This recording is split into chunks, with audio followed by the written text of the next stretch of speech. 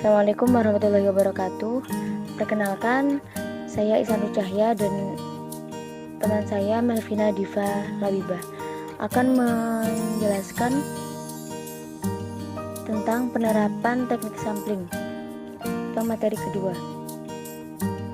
Teknik sampling adalah cara yang dilakukan untuk mendapatkan sampel sesuai dengan harapan si pengambil keputusan agar diperoleh sampel yang representatif dan dapat mewakili populasi yang sebenarnya. Untuk menentukan teknik sampling ini, yang selalu menjadi perhatian utama adalah bagaimana agar sampel yang diperoleh nantinya akan dapat dinyatakan sebagai representasi dari populasi yang sedang diteliti dan tidak menghasilkan analisis yang biasa. Selanjutnya, metode penelitian sistem random sampling. Pengambilan sampel secara acak kami lakukan dengan cara undian memilih bilangan dari daftar bilangan secara acak atau random tanpa memperhatikan strata yang ada dalam populasi itu. Cara demikian dilakukan bila anggota populasi dianggap homogen. Rumus untuk menghitung ukuran sampel dari populasi menurut kelompok 1 yaitu S sama dengan C kuadrat kali N kali P kali Q per D kuadrat dalam kurung N-1 plus C kuadrat kali P kali Q sama dengan 2,706 dikali 294 dikali 0,5 dikali 0,5 per 0,10 kuadrat dalam kurung 294 min 1 plus 2,706 kali 0,5 dikali 0,5 sama dengan 198,8 per 3,6 sama dengan 55. Ya, ini adalah hasil pembahasan tabel nilai UTS semester 3 prodi PAI. Ya, di sini nggak urut karena memang kita ngambilnya atau teknik yang digunakan adalah teknik random sampling, jadi acak, bisa dibaca sendiri.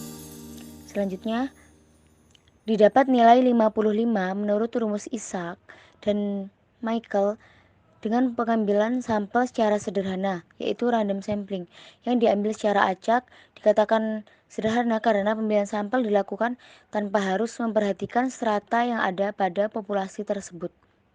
Teknik ini dianggap representatif hanya bila dilakukan pada anggota populasi yang diasumsikan homogen.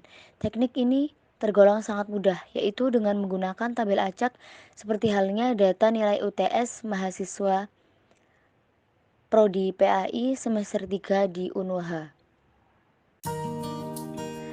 Selanjutnya, teknik pengambilan sampel dalam random sampling. Yang pertama, menggunakan cara lotre. Cara lotre dapat dilakukan pada elemen populasi yang jumlahnya relatif sedikit atau kurang dari 100. Yang kedua, kalkulator. Tekan tombol run pagar untuk mengeluarkan angka acak. Yang ketiga, menggunakan komputer, misal melalui Excel dengan menggunakan fungsi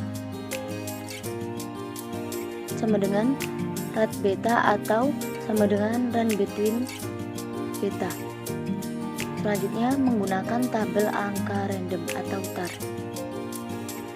Ya, di sini ada kelebihan dan kekurangan dari teknik random sampling. Mulai dari kelebihan, yang pertama, tidak membutuhkan informasi tambahan pada kerangka sampel seperti wilayah geografis dan lain sebagainya, selain daftar lengkap elemen populasi survei dengan informasi yang akan diteliti. Yang kedua, rumus yang digunakan relatif mudah. Yang ketiga, mudah diterapkan untuk populasi kecil.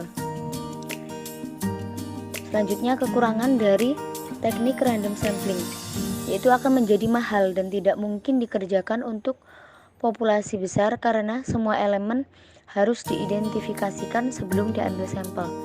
Yang kedua, biaya akan mahal jika sampel yang diambil tersebar secara geografis.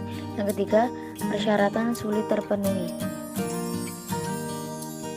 Jadi dapat diambil kesimpulan bahwa teknik sampling adalah cara yang dilakukan untuk mendapatkan sampel sesuai dengan harapan si pengambil keputusan agar diperoleh sampel yang representatif dan dapat mewakili populasi yang sebenarnya.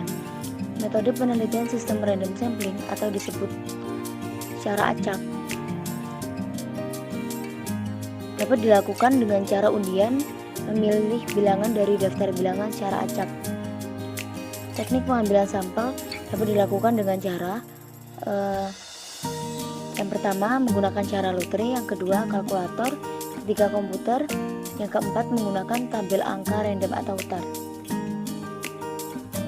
Selanjutnya daftar pustaka